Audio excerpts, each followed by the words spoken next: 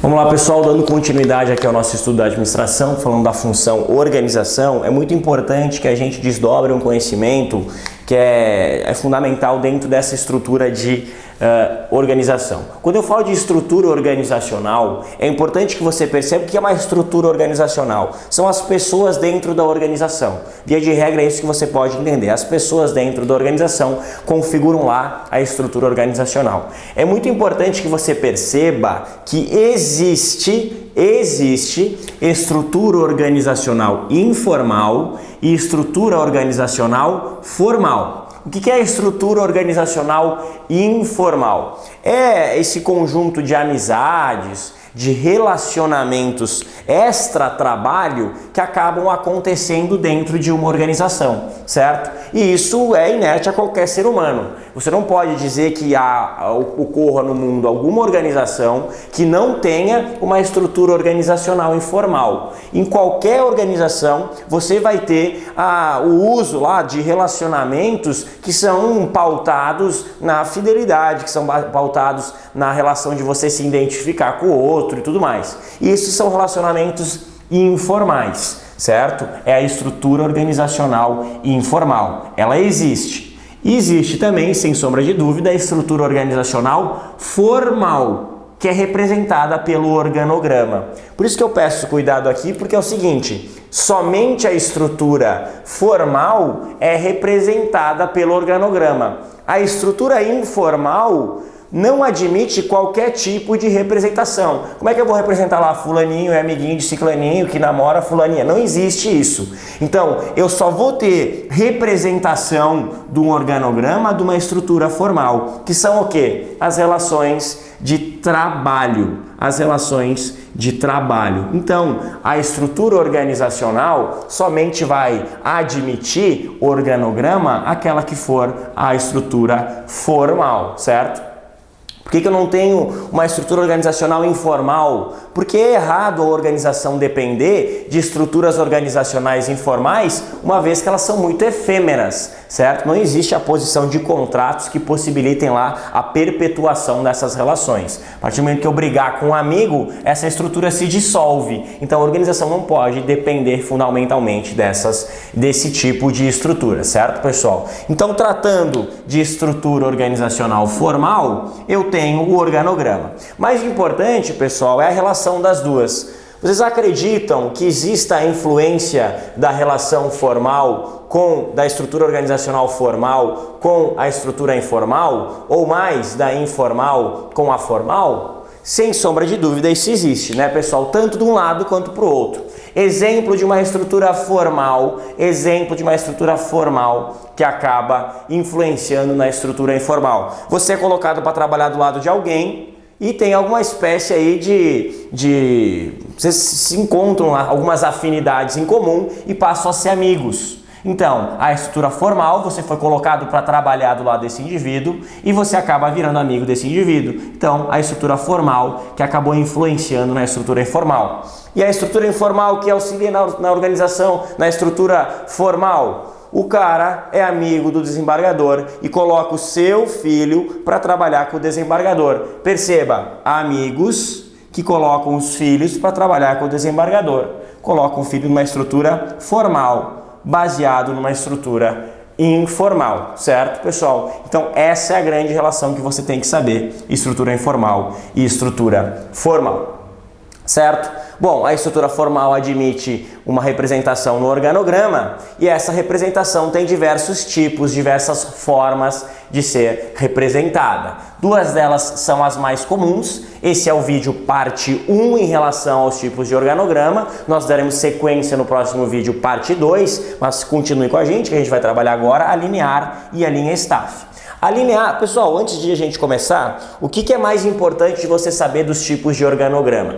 Primeiro, você saber o nome do organograma é fundamental. Você saber o estilo dele, a cara, como ele aparece, né? O desenho dele. E depois você saber características positivas e características negativas. Vamos trazer, por exemplo, que fica um pouquinho mais fácil a gente perceber.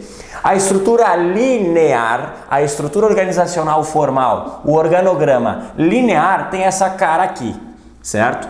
Logo de cara, você vai perceber que existem vantagens e desvantagens.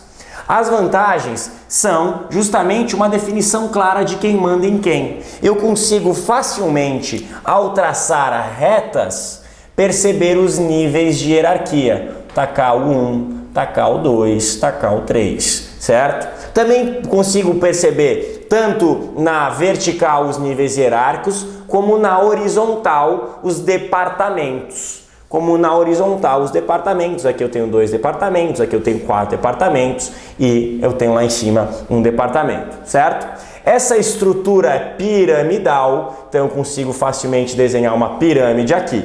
Os grandes problemas, as grandes desvantagens. As grandes desvantagens que eu tenho uma ampla centralização nesse chefe aqui. Esse chefe pode se tornar muito autocrático, lembra auto próprio, kratos poder, aí isso aqui se torna o que a gente chama vulgarmente de eu-presa, a empresa com a cara do dono, certo? Então ele é um dono muito autocrático.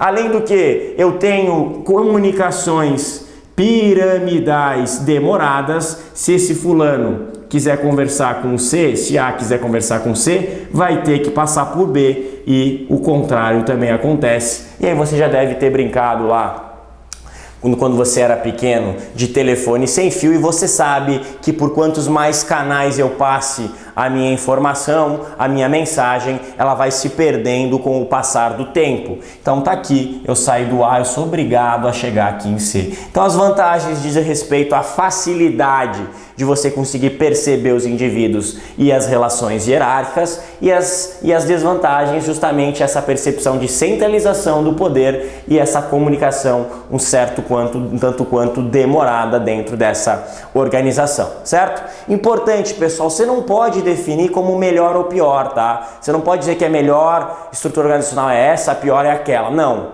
Existem estruturas organizacionais que são mais adequadas. Ao exemplo que a linear é mais adequada para pequenas organizações, certo? Depois da linear eu tenho a linha staff. A linha staff se difere da linha linear pela percepção de um staff aqui. Vou colocar em vermelho para ficar mais fácil. De um staff. O que esse staff representa? Representa em relação ao corpo diretivo uma percepção de aconselhamento. Certo? Uma percepção de aconselhamento. E em relação a todo o corpo produtivo, não há nenhuma relação de hierarquia.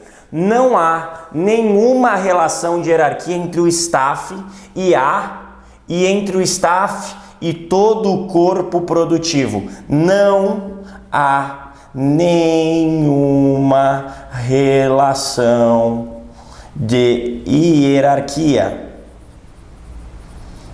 entre staff e corpo produtivo. O que o staff faz é uma consultoria sobre determinado assunto. Ela vai chegar lá e vai dizer o seguinte: olha, eu vou dizer para vocês que o caminho que vocês devem seguir é esse. Aí a direção pode ou não acatar, e depois que a direção acatar, se acatar, ela vai levar para o resto do grupo. Mas você não pode dizer que eu sou obrigado a acatar o que o staff diz. Então as questões são bem simples nesse sentido, tá? As questões aparecem de maneira bem simples, sempre tentando ludibriar a gente para dizer que o staff tem uma relação hierárquica com a parte diretiva ou com o grupo produtivo.